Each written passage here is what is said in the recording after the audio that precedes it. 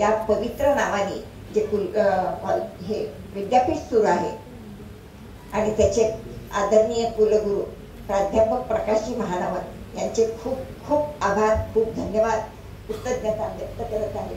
आणि ती इतकी मोठी संधी दिलेली आहे. पुरस्कार मिळणं म्हणजे नुसता गौरव नसतो. आपण खूपदा कसं होतं, घरात एखादा मुलगा काम करत नसेल, दुर्लक्ष करत असेल, कामचुकारपणा करत असेल, तर आपण त्याच्या गालावर हात धरून म्हणतो, चहा द्या ना माझं बा, तू काम करतो बरं का, मी काम करत जा, नीट काम करत जा. मला वाटतं ती जबाबदारी ह्या पुरस्काराने भारतीयांनी दिलेली असते.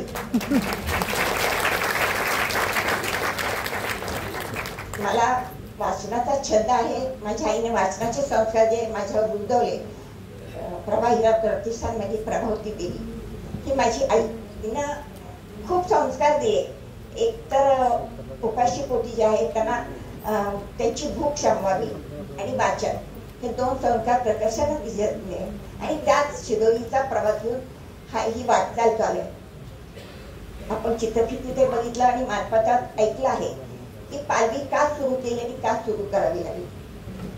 त्याच्या आधी डॉक्टर यशवंत पाटणे यांनी 6वे सुख या पुस्तकात शांततेत शेळकेंचा एक किस्सा सांगितलेला आहे. दोन चीनी माणसं ज्यावेळेला एकमेकांना भेटतात त्यावेळेला ते म्हणतात की तुम्हाला 6वं सुख मिळो, अशा शुभेच्छा ते देतात. हे 6वं सुख काय आहे?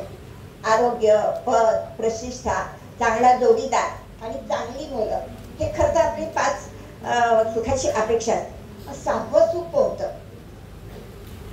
तर त्यांनी एक गोष्ट सांगितलेली आहे की अमेरिकेत युद्ध चालू असतं आणि सुरक्षा पथकातली इंद्री म्हणून एक नर्स, अतिशय सामान्य रूपाची, सामान्य अशी स्त्री, युद्ध काळात वसतिगृहातल्या अगदी लहान बालकांना सुरक्षित जागे दूरचा प्रवास करून आणि जोखीम पत्करून ती योग्य सुरक्षित ठिकाणी त्या मुलांना पोहोचवते. तिचं ते कृत्य, तिचा तो स्वभाव बघून सुरक्षा पथकातले एक डॉक्टर प्रभावित होतात आणि तिला लग्नाची मागणी घालतात. तिला आश्चर्य वाटतं की माझ्यासारखी सामान्य स्त्रीचा रूप नसलेली स्त्रीला एवढ्या मोठ्या डॉक्टरांनी हे दिलं. आणि हे तिचं 6वं सुख. अनपेक्षितपणे जे पदरात पडतं, समोर येतं, ते आहे 6वं सुख.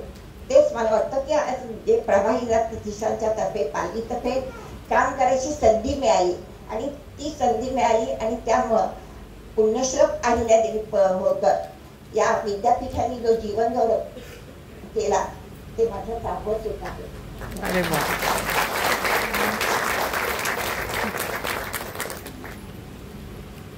मागं काय झालं